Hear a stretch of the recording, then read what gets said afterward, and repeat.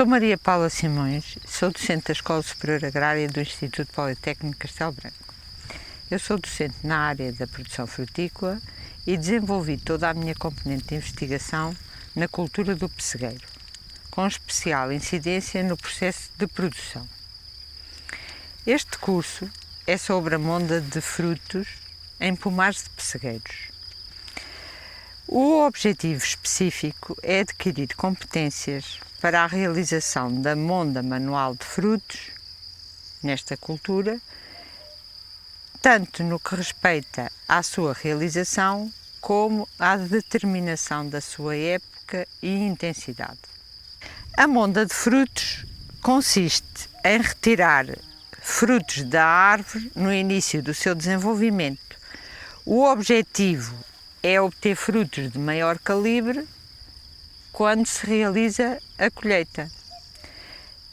Nesta técnica cultural podemos considerar o modo como se realiza essa retirada dos frutos, a época em que se realiza, que normalmente é definida relativamente à data de plena floração, e ainda a intensidade. Intensidade essa que está relacionada com o número de frutos que nós temos na planta quando se faz essa operação de monda. Então vamos ver especificamente cada uma destas componentes. Relativamente à monda dos frutos, ao modo como ela é feita, eu posso distinguir a monda manual, a monda mecânica e a monda química. Vamos desenvolver um pouco mais a monda manual. A monda manual de frutos consiste em retirar os frutos de forma manual e tem como vantagem o facto de ser precisa e seletiva, porque eu vou retirar exatamente os frutos que pretendo. Por esse facto, por ela ser seletiva e precisa, ela também é muito demorada e por isso é onerosa. Uma outra vantagem que a monda manual tem é que ela é ajustável a cada árvore, uma vez que nem todas, dentro de um pomar, nem todas as árvores são iguais. Eu consigo, através da monda manual, ajustar o número de frutos à capacidade de carga que cada árvore tem e também ao número de frutos que estão presentes nessa mesma árvore. Na monda mecânica, esta operação é feita através de meios mecânicos. Um exemplo de um equipamento utilizado é o drum. Este tipo de monda tem como grande vantagem permitir que a operação seja feita de um modo muito rápido, mas apresenta como desvantagem o facto de não ser nem seletiva nem precisa e, pelo contrário, muitas vezes acabam por cair os frutos de maior calibre e, portanto, estamos um bocadinho a contrariar o objetivo da nossa monda, que é deixar os frutos de maior calibre. Para além da monda mecânica e manual, existe a monda mecânica de flores, que é uma alternativa à monda mecânica de frutos. Essa monda de flores permite diminuir a carga de flores que as plantas têm e pode ser feita através de equipamentos que estão acoplados ao trator ou manuseados por um operador. Como exemplo de um equipamento acoplado ao trator é o equipamento de Darwin. Um exemplo de um equipamento manuseado por um operador é o Safflower Electric. No Safflower Electric, a intensidade de monda depende da capacidade e do cuidado que tem o operador. O equipamento é muito leve e versátil e permite adaptar-se a qualquer planta. No Darwin, a intensidade de monda está associada à velocidade do trator. Existe ainda a monda química de frutos que se baseia na utilização de substâncias químicas, mas que controlam ou inibem a diferenciação floral. Por esse facto, a monda química apresenta elevados riscos para o produtor e por isso ela não é nem muito utilizada nem recomendada. Na monda de frutos devemos considerar a época onde se realiza esta operação. E a época de monta é definida relativamente à data de plena floração.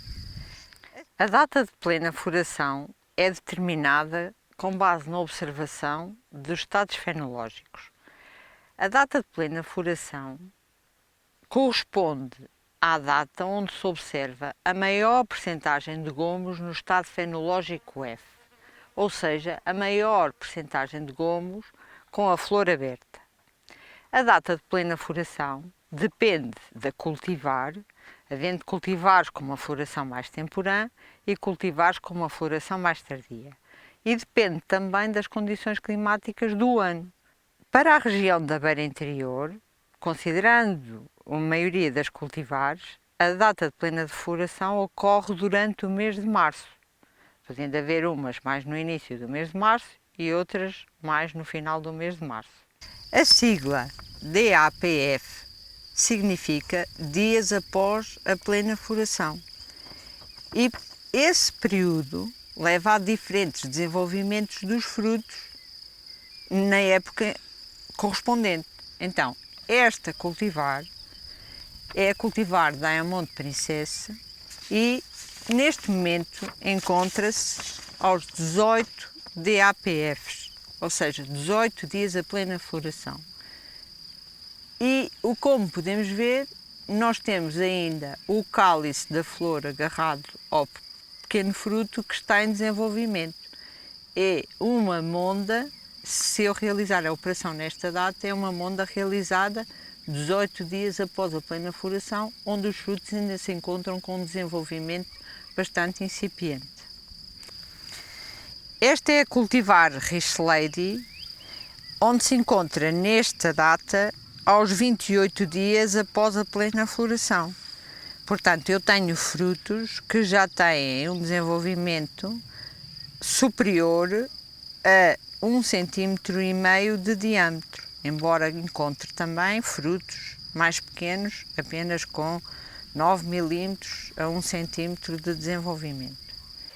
Esta cultivar é uma cultivar com uma floração mais temporã e, portanto, ela apresenta-se aos 38 dias após a plena floração. Como se pode verificar, o ramo não foi mondado ainda, eu tenho frutos de diferentes tamanhos, mas o fruto maior é superior a 2,5 centímetros de diâmetro. Quer dizer que eu, nesta cultivar, se posicionar a monda manual agora, estou a fazê-lo mais tarde relativamente a uma cultivar que tem 18 dias após a plena floração ou 28 dias após a plena floração. Relativamente à época de monda, podemos dizer que uma monda realizada aos 15 a 20 DAPFs é uma monda considerada temporã, uma vez que ela é realizada muito no início do desenvolvimento dos frutos. A grande vantagem é que ela permite um maior efeito no aumento do calibre dos frutos, mas tem como grande desvantagem o facto de ter um risco associado muito elevado.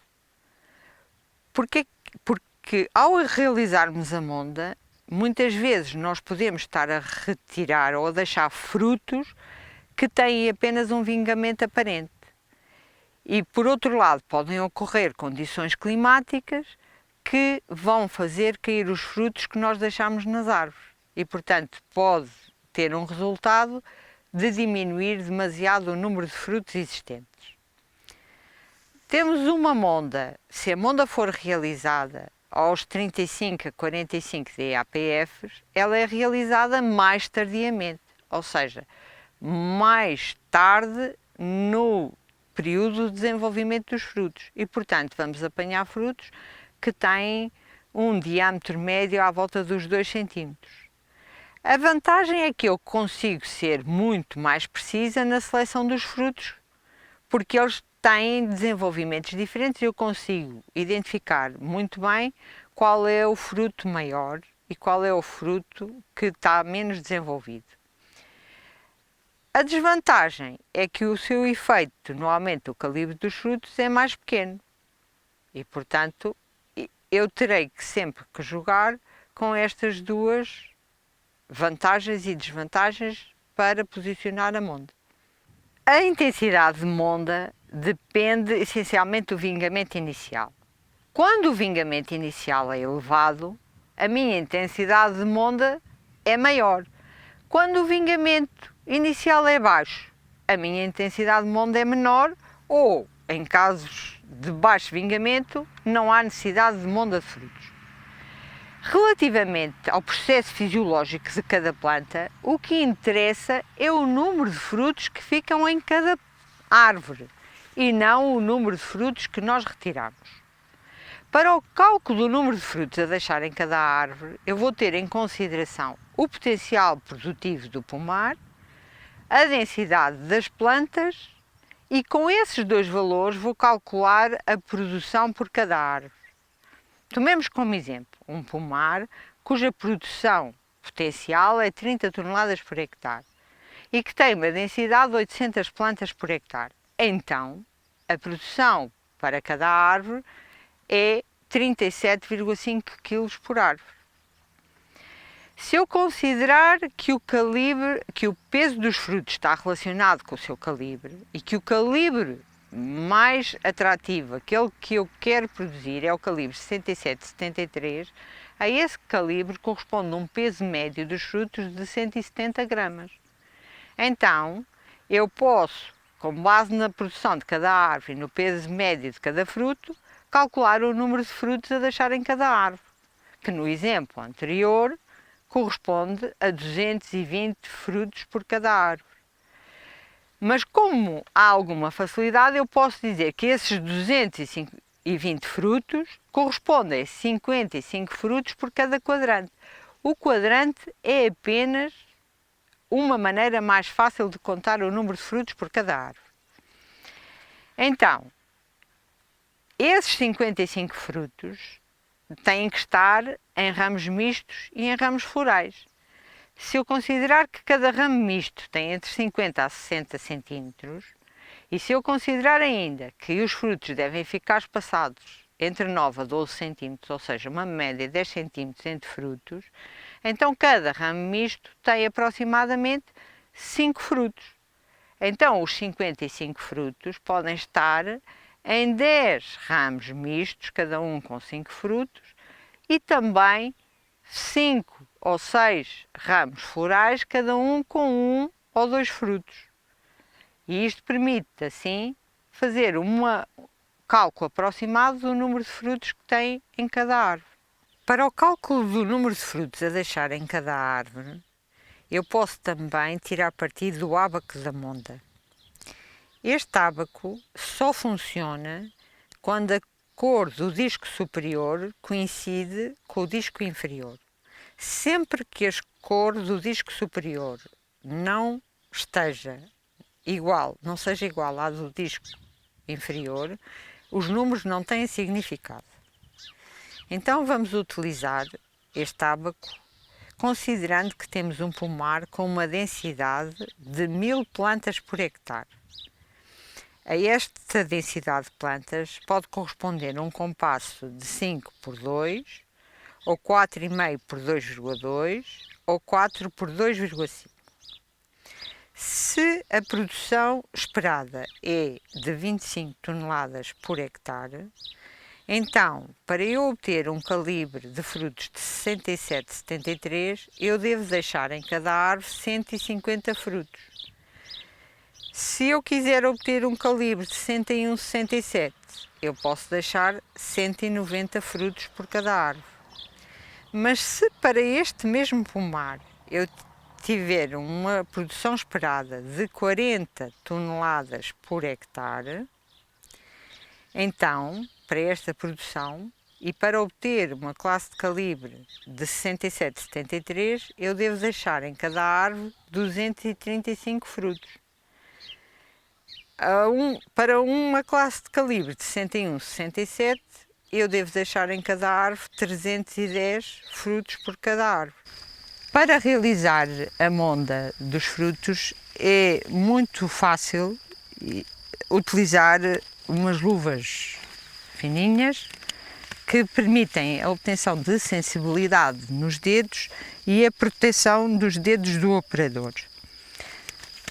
Então, um dos princípios fundamentais é que eu devo considerar ao longo de um ramo, devo olhar para os frutos que um ramo tem e deixar os frutos que têm maior calibre. Neste ramo nós podemos ver que eu tenho vários frutos, 1, 2, 3, 4, 5, 6, 7, 8, 9, 10, 11, 12, 13, 14 frutos, sendo que um deles é muito maior que os outros todos e existem frutos de tamanho muito pequenino que ainda estão num estado de desenvolvimento menos avançado. Vamos exemplificar com este ramo a monda manual de frutos e a aplicação dos 4 princípios. O primeiro princípio é deixar sempre os frutos de maior tamanho. Então eu posso observar que ao longo deste ramo os frutos de maior tamanho são estes dois que estão deste lado. E por isso esses são os frutos que eu devo preferencialmente deixar na planta. O segundo princípio é retirar os frutos que apresentem defeito. E um defeito frequente é o aparecimento de frutos duplos, como este que está aqui, é um fruto duplo. Então, ele deve ser retirado logo como princípio de monda. O terceiro princípio é eu tentar ajustar a carga do meu ramo ao vigor que o ramo tem. E para isso eu utilizo uma distância entre frutos de aproximadamente 9 a 12 centímetros, ou seja, uma média de 10 centímetros entre frutos, sempre que for possível. E o quarto princípio, tentar distribuir os frutos o mais homogéneo possível ao longo do ramo. Então, para este tamanho que vai daqui a aqui, eu vou deixar 4 frutos. E os 4 frutos que vão ficar serão este, que é de um tamanho bastante bom. Vou retirar todos estes. Este, que é grande e está ao pé deste, vou deixar para uma avaliação final.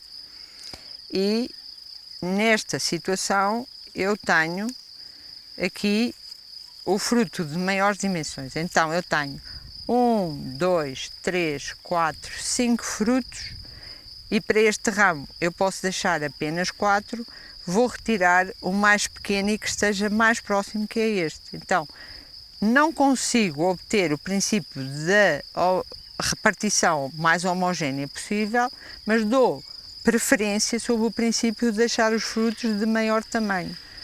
Tenho alguma homogeneidade porque tenho 4 frutos, mas dei preferência a estes 2 frutos que têm maior tamanho, mas embora fiquem mais perto um do outro.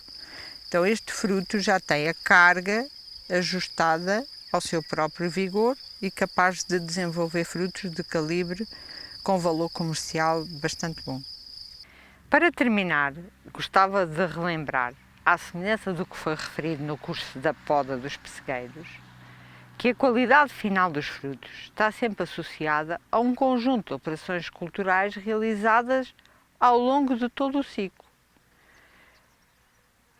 No caso especial do calibre, é particularmente importante a rega e a nutrição das plantas, sem nunca descurar a sanidade.